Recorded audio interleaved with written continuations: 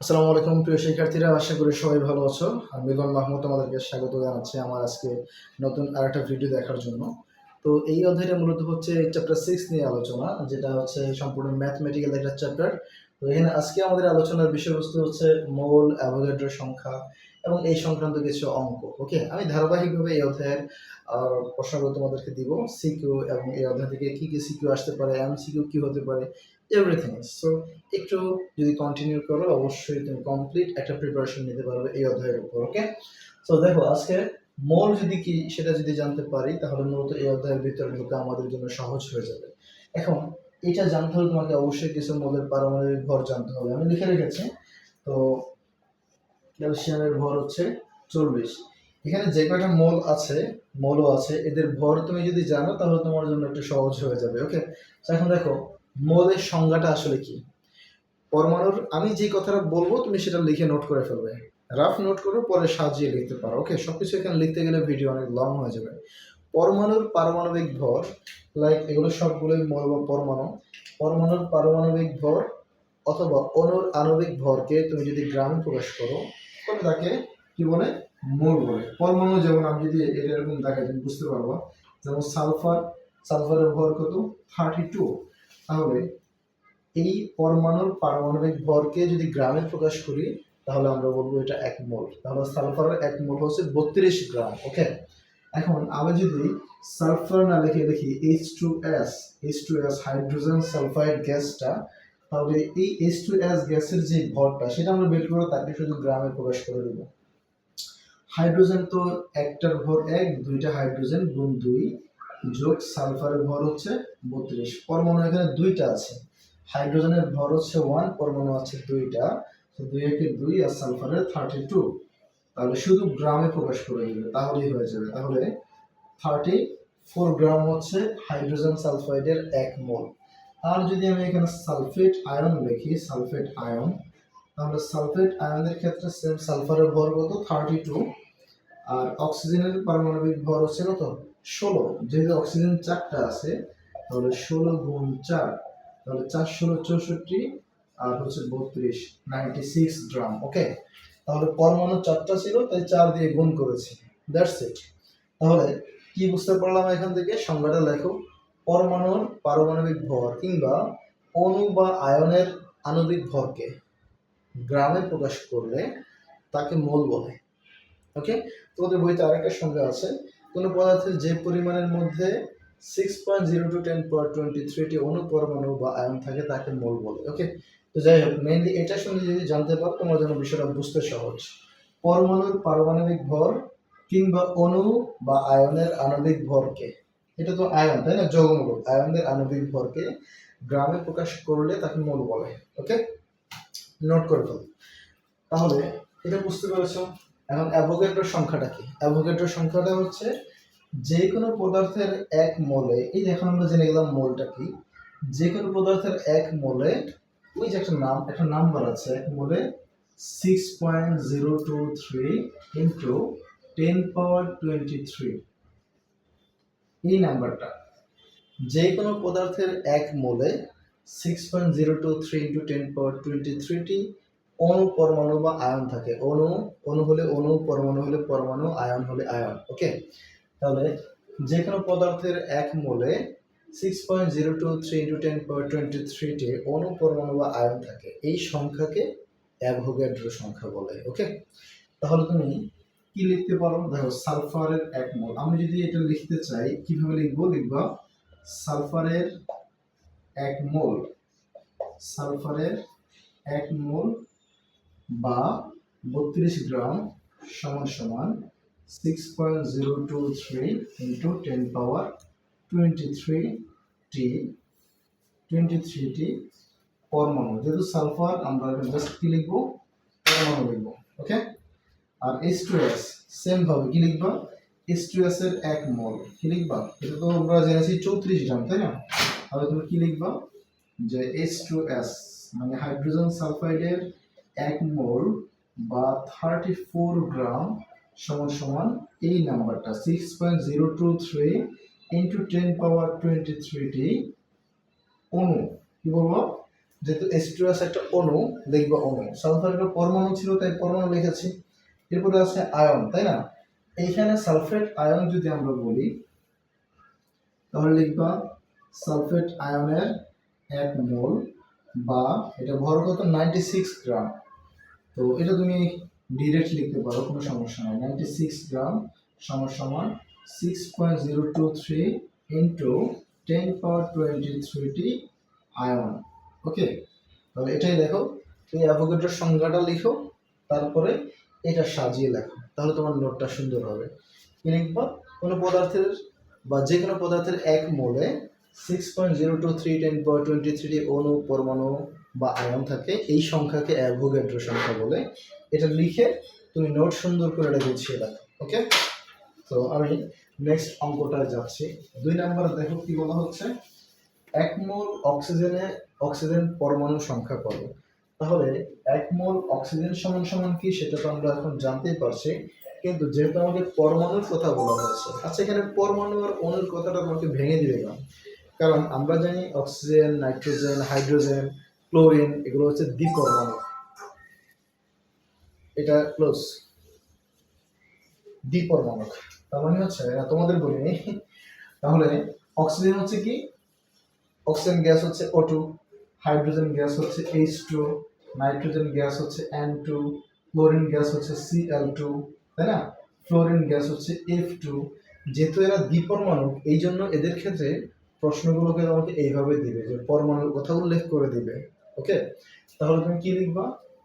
এইটার মতোই 1 মোল অক্সিজেন পরমাণুর কথা যেহেতু বলেছে, তুমি লিখবা, আমি 2 এর 1 নম্বরটা করে দিচ্ছি, তুমি লিখবা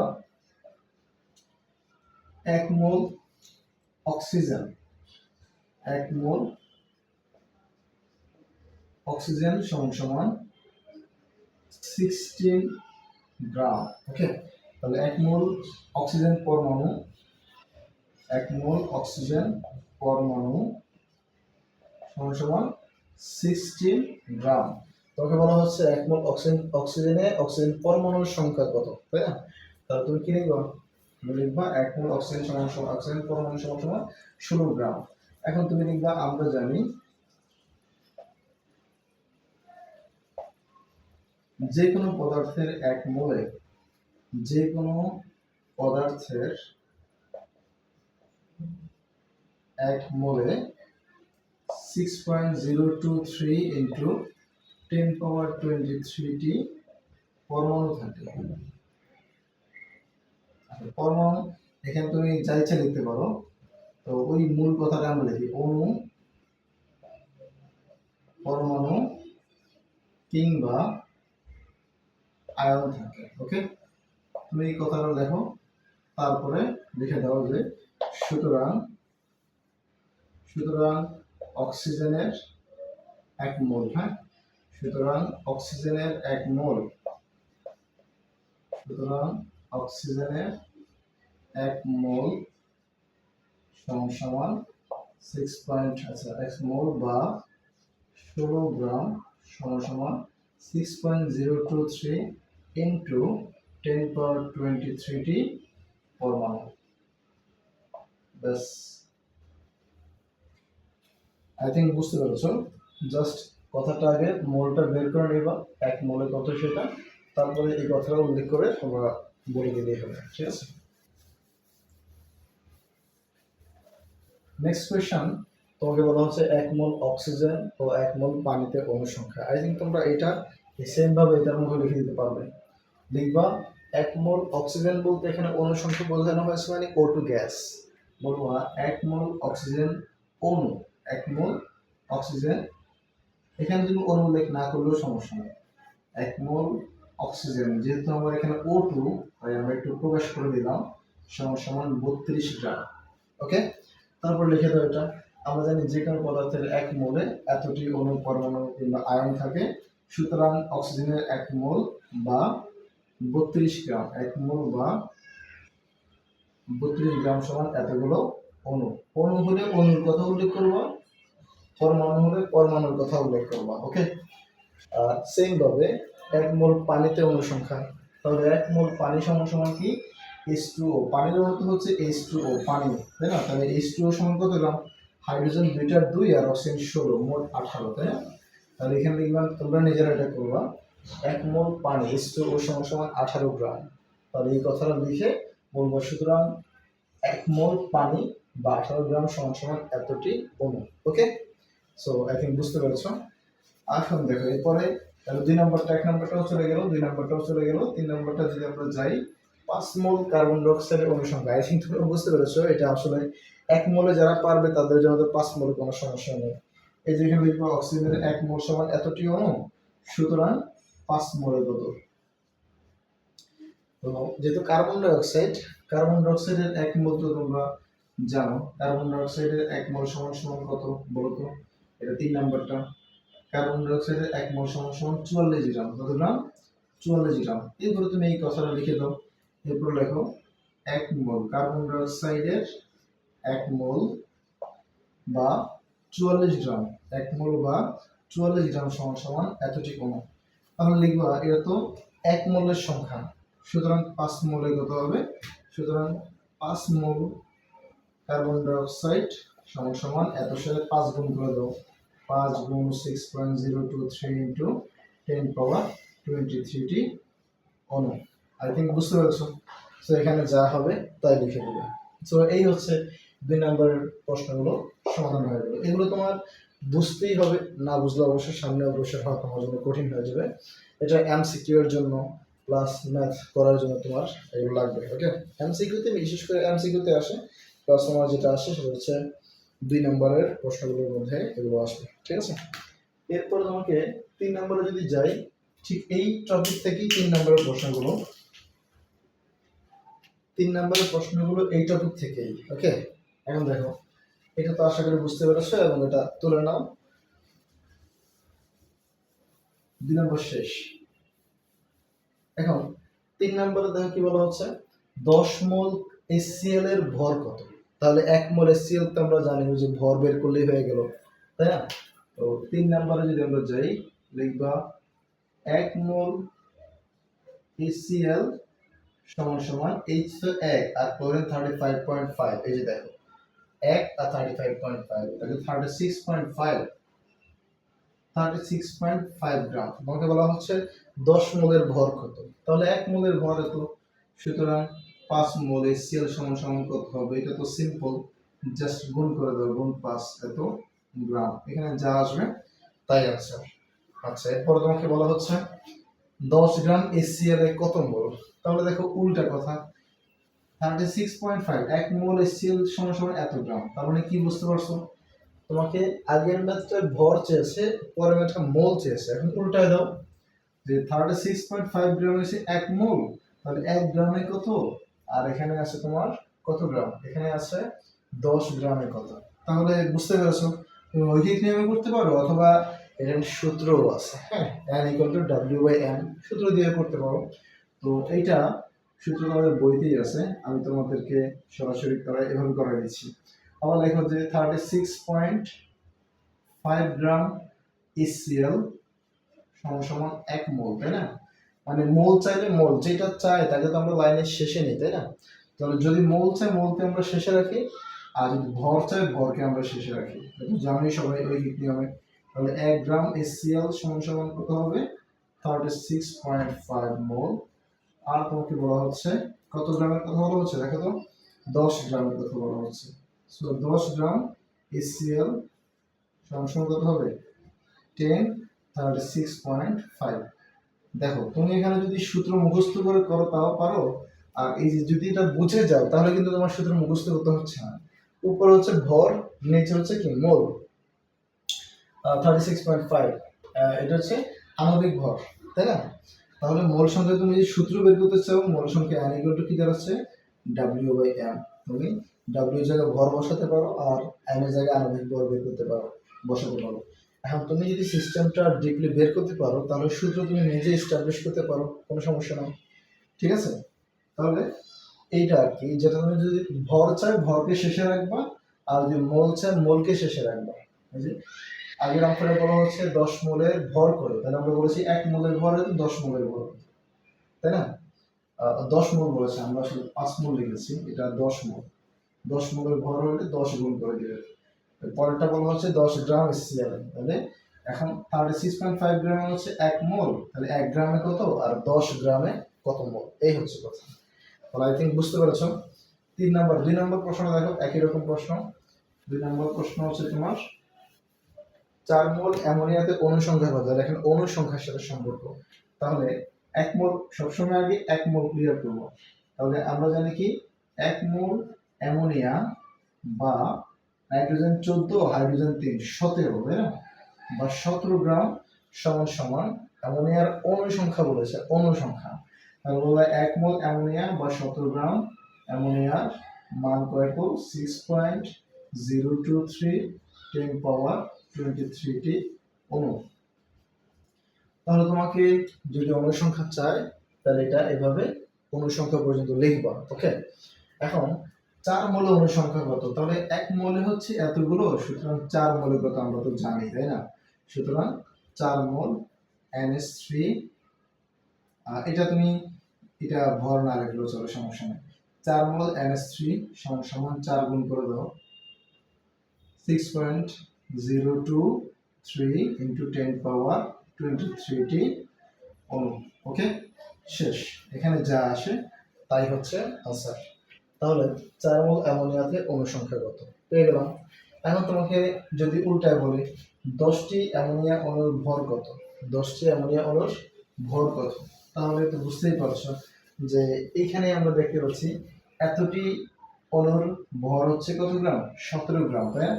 এতটি অণুর ভর কত গ্রাম, অ্যামোনিয়ার 1 মোল 17 গ্রাম, তাহলে এটা কি লিখবো, এটা আনসার এখানে বুঝতে পেরেছো। লিখবো আবার,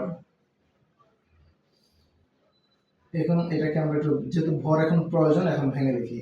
1 মোল NH3 সমান সমান 17 গ্রাম সমান সমান 6.023 ইন্টু 10^23 অণু। তাহলে এতগুলো অণুর ভর হচ্ছে 17 গ্রাম, সুতরাং একটা অণুর ভর কত, সুতরাং 10টা অণুর ভর কত, এভাবে লিখে ফেলবো।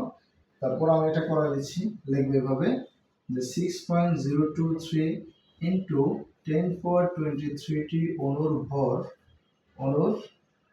ভর সমান সমান 17 গ্রাম। সুতরাং একটি অণুর ভর হচ্ছে 17 ডিভাইডেড বাই 6.023 ইন্টু 10^23।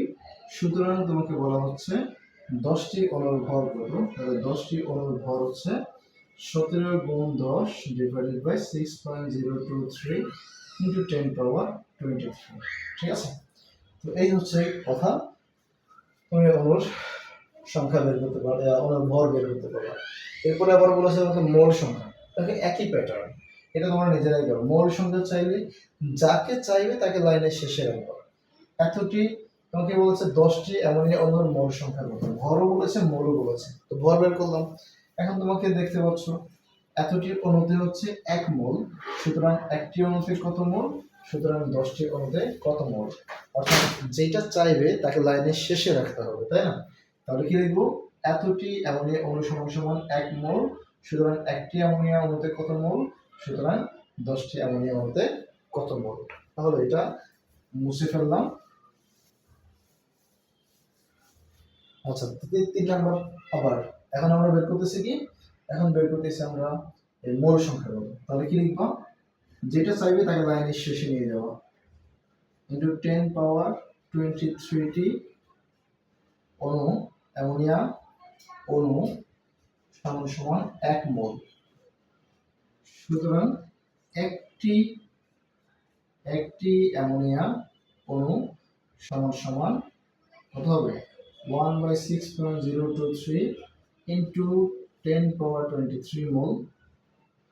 সুতরাং তোমাকে বলা হচ্ছে 10টি অ্যামোনিয়া অণু সমান সমান 1 ইন্টু 10 6.023 ইন্টু 10^23। কত সহজ দেখেছো, জাস্ট তুমি এই লাইনটা ঠিক করো, যে জিনিসটা দরকার তাকে শুধু লাইনের শেষে নিয়ে যাও।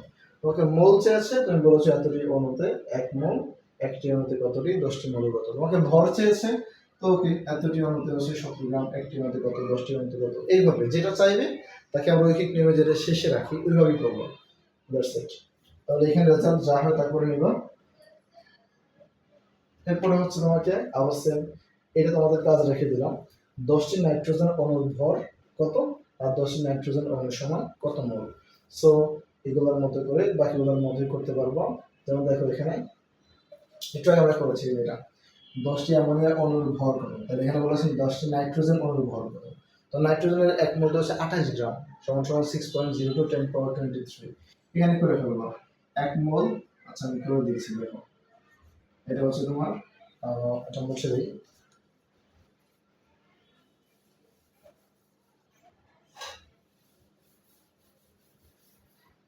তোমাকে বলা হচ্ছে 10 অ্যান্টিওনের ভর কত, তাহলে এখানে এক মোল অ্যান্টিও সমান সমান কত গ্রাম, 28 গ্রাম, তাই না? 28 গ্রাম সমান সমান এতটি অণু, তাই না?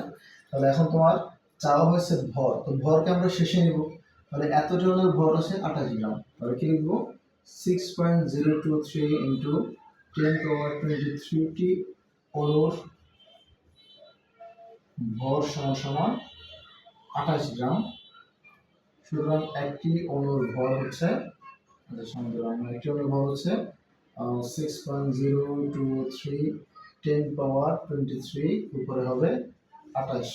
সুতরাং 10টি অণুর ভর, তাহলে 28 গুণ 10 6.023 10 পাওয়ার 23। ওকে, তো সেম ভাবে পরের অংশটা তোমরা করে নিও। 10টি অ্যান্টি অণু সমান কত বলে আমি বলে দিচ্ছি। তাহলে বলবো যে এখন মোল চেয়েছে, তো মোল তো এই পাশে, তাহলে আমরা এটাকে শেষে নিব। সেম ভাবে বলবো যে এতটি নাইট্রোজেন অণু সমান 1 মোল, সুতরাং একটি নাইট্রোজেন অণু সমান সমান 1 এত মোল, সুতরাং 10টি নাইট্রোজেন অণু সমান সমান কত মোল। আই থিঙ্ক বুঝতে পেরেছো। সো এটা তোমরা এই পার্টটা করে ফেলো, তারপরে আমি তোমাদেরকে এরপরের স্টেপটা নিয়ে নেক্সট একটা ভিডিও দিব। তো এভাবেই মূলত এটার ধারাবাহিক ভিডিও করবো ইনশাআল্লাহ। এটা সিকিউ এমসিকিউ এভরিথিংস, এরপরে স্টেপ বাই স্টেপ সামনের দিকে অগ্রসর হবো। আর তোমরা দেখতেই পাচ্ছ এটাই হচ্ছে এই অধ্যায়ের সাজেশন। আমি এভাবেই সাজেশনগুলো দিব, প্লাস এইখান থেকে যে ম্যাথগুলো আসে কন্টিনিউয়াসলি তোমাদের ওগুলো দিয়ে সৃজনশীল বানিয়ে দেবে। ধন্যবাদ সবাইকে।